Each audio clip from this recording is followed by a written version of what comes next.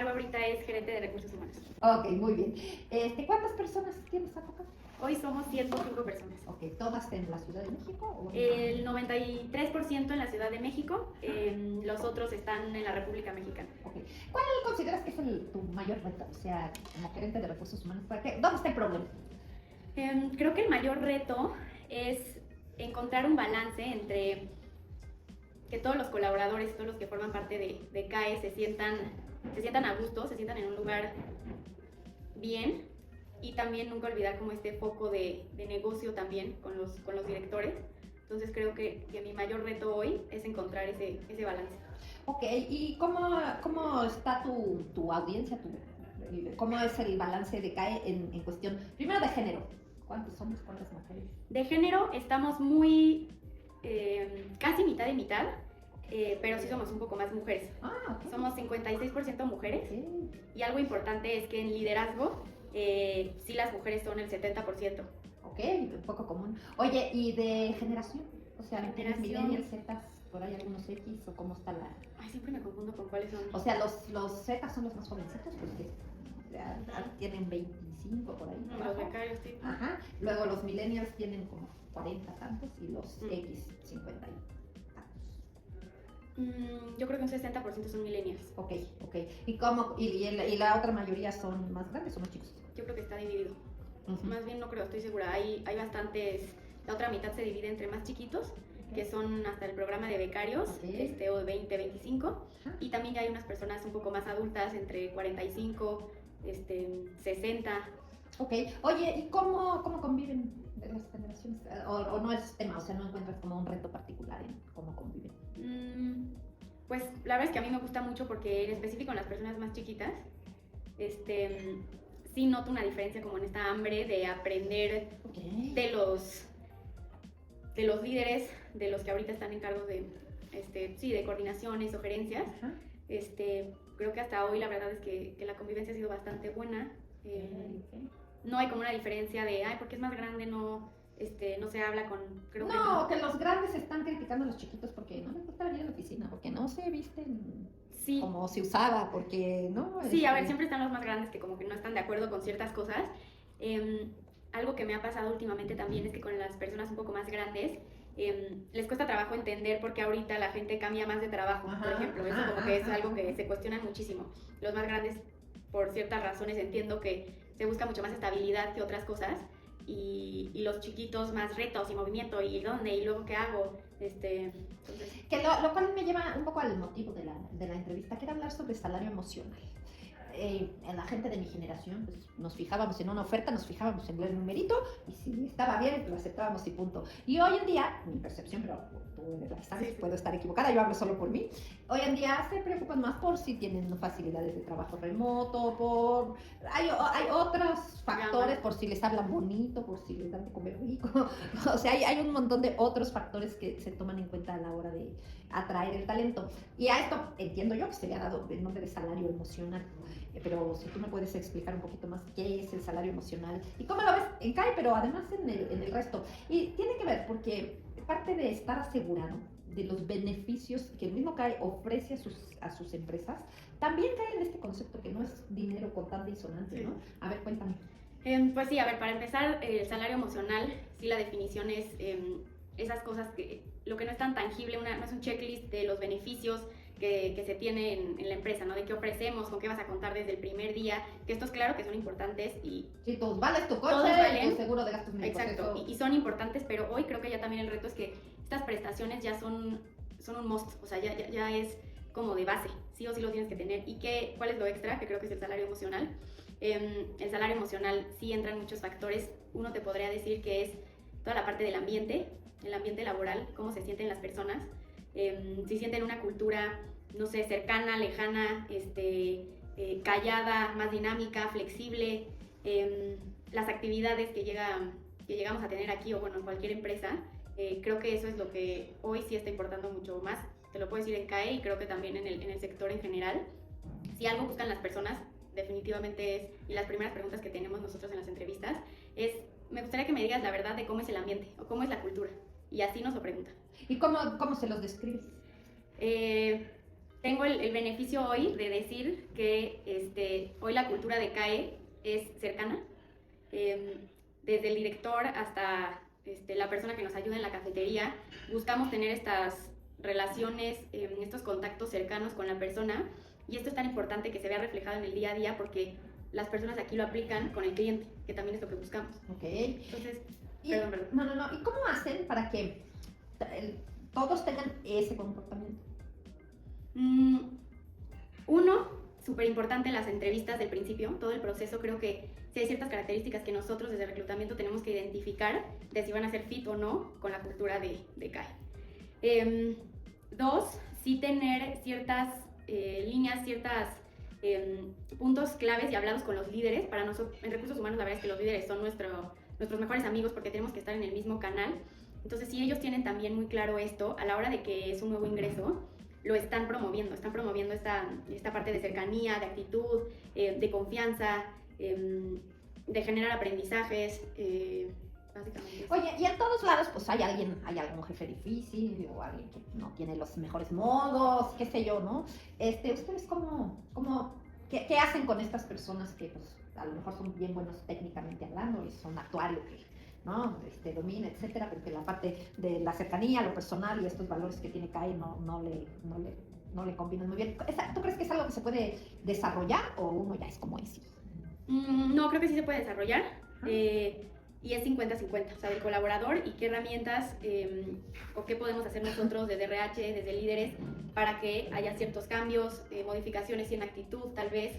Y también te diría que es súper importante tener muy bien identificado la personalidad con el puesto, porque puede ser alguien tal vez, como dices, más serio o que no se mete hasta, no sé, muy cerrado, pero si es alguien completamente técnico, que no tiene contacto con cliente, pero es buenísimo en su trabajo, no tiene temas con la empresa, con los compañeros, me funciona. Claro. Que no ha sido un vendedor, ¿no? Exacto, sí. Que necesita. Por eso la importancia del puesto y la persona. Que necesita ejercer. ¿Qué otro compone el salario emocional? Porque tú me dices, bueno, el ambiente me queda claro. Luego, como la cultura organizacional. ¿Qué otra cosa pudiera ser de salario emocional? La flexibilidad. Creo que la flexibilidad es clave. Y muchas veces la flexibilidad se confunde hoy en día con el home office, por ejemplo.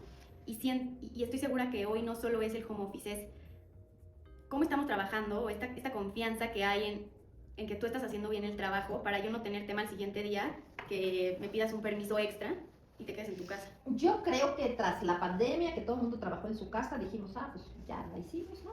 Y luego, cada vez oigo más empresas que ya los quieren a todos otra vez, tiempo completo, y etcétera. Y yo encuentro, pero otra vez no, bueno, hablo solo desde lo que yo veo, que hay resistencia de los empleados, o sea, hay enojo de que ya me hiciste volver a ir y etcétera. O sea, sí, tú ves esto que efectivamente las empresas están volviendo a trabajar presencial, digamos. Sí, hoy, como dices, por la pandemia la mayoría de las personas en su casa, y hace un año aproximadamente las People empezó a tomar la decisión en general, en muchas empresas hasta en Amazon, de regresar a las oficinas. ¿Y por qué? Porque muchas veces también esta parte de fomentar una cultura cercana y de trabajo en equipo es más complicado. En equipos, claro que se puede, pero en equipos así, estando lejos, a veces llega a ser más complicado. Creo que la flexibilidad hoy no solo es si la empresa da o no home office, sino qué permisos da, qué tan abiertos están a acceder a ciertos permisos,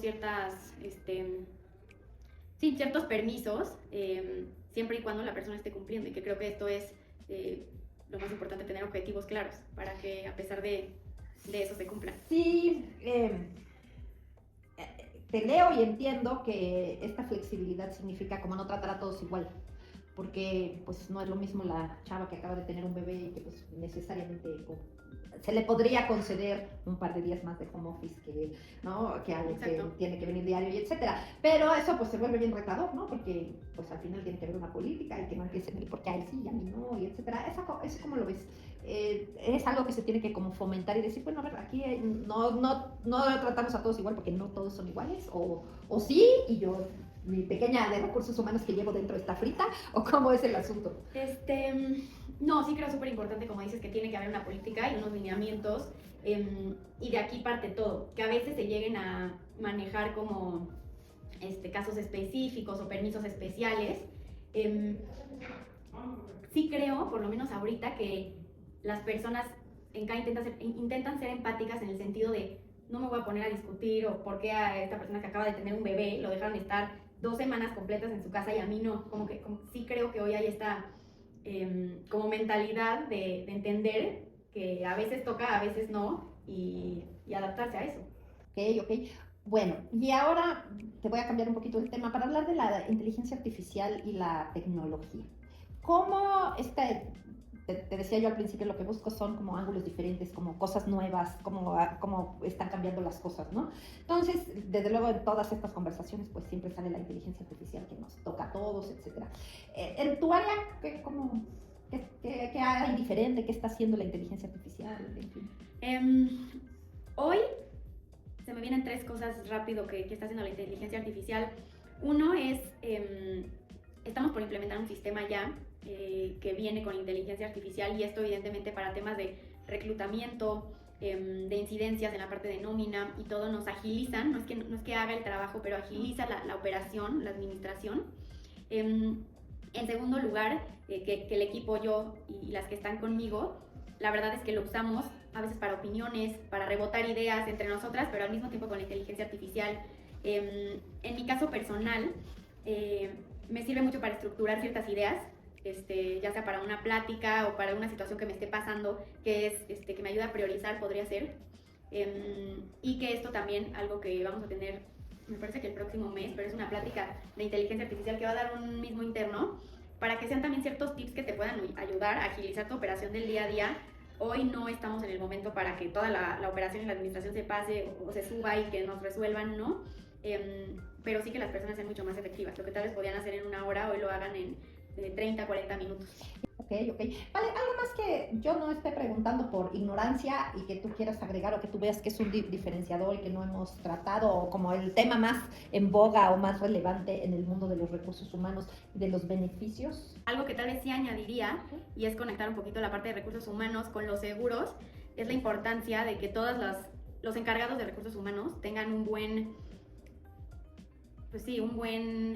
agente de seguros o el proveedor con el que estén, porque muchas veces esas letras chiquitas, como son los seguros, cuando se tienen gastos médicos o seguros de vida, es súper importante que el de recursos humanos conozca bien esas letras chiquitas para cuando llegue a pasar algo, lo tengan muy claro y sepan el accionar en ese momento. Y lo más importante es que tengan a esta persona muy de la mano para que los ayude a resolver luego, ¿no? Ahí está hablando de el encargado de recursos humanos con el broker o con la misma aseguradora, si es el caso. Sí, que es bien importante el tema que toca saber. Por ejemplo, me rompí la mano y yo pues me dirigí a la persona de recursos humanos de mi empresa para que me ayudara como a transitar por el seguro y etcétera, cómo hacer la reclamación, qué poner, qué no, en qué fecha, qué papeles mandar, en fin, ahí es todo un proceso.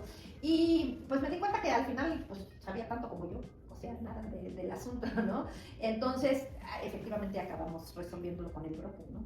¿Esa responsabilidad de quién es? O sea, aquí hay gente de servicio al cliente para los empleados de las empresas, o el cliente es el de recursos humanos y lo acompañan a él, o sea, ¿cómo es directamente con el empleado de la empresa que ustedes atienden o es con el de recursos humanos?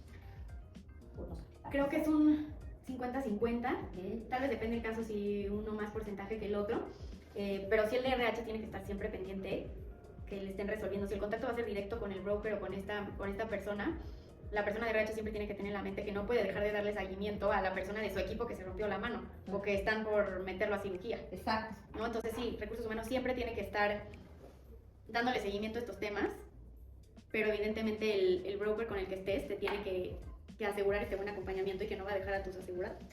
Claro. Oye, y por último, ¿cuáles son los beneficios más taquilleros en tu experiencia? No solo en CADE, sino en general. ¿Qué es lo que los empleados más valoramos, más nos gusta? Y esto sí ha cambiado un poco. Creo que los que son de cajón, o sea, que sí todos quieren tener sí o sí, son los gastos médicos. Que por eso eso hoy ya no es hasta ay, wow, sí tienes gastos médicos. No, es como, tienes gastos médicos, que bueno, o sea, es básico, exacto, es lo mínimo. Creo que sí, tema de vacaciones extra podría ser muy importante, no lo que marca la ley, son muy significativas para las personas. Eso es lo que la gente busca también. Sí. Y tú sí has encontrado que más allá de eso, te digo, ¿qué te piden? ¿Cómo es el ambiente? ¿Qué tan buena onda es mi jefe? ¿Qué tan flexible tengo? ¿Qué tanto puedo trabajar en mi casa? O sea, ¿qué además, qué emocional es lo que más te piden o busca hoy la gente? Hoy preguntan el 80% de las personas cómo es el ambiente. Oye, vale, porfa, de verdad me gustaría que me digas con toda sinceridad cómo describirías el ambiente de CAE. Ok. Así. Ok. Ujú. Qué difícil responder eso, ¿no? Porque hay un montón de subjetividad ahí. Sí, la verdad es que sí. Hoy creo que estoy feliz porque me encanta contestar esa pregunta. Hoy la contesto como con seguridad de que llegan a un ambiente bastante amigable, tranquilo y cercano. Así lo describiría, así lo describo. Pero sí, definitivamente, si no es la realidad, a veces es complicado responder esta pregunta. No, claro.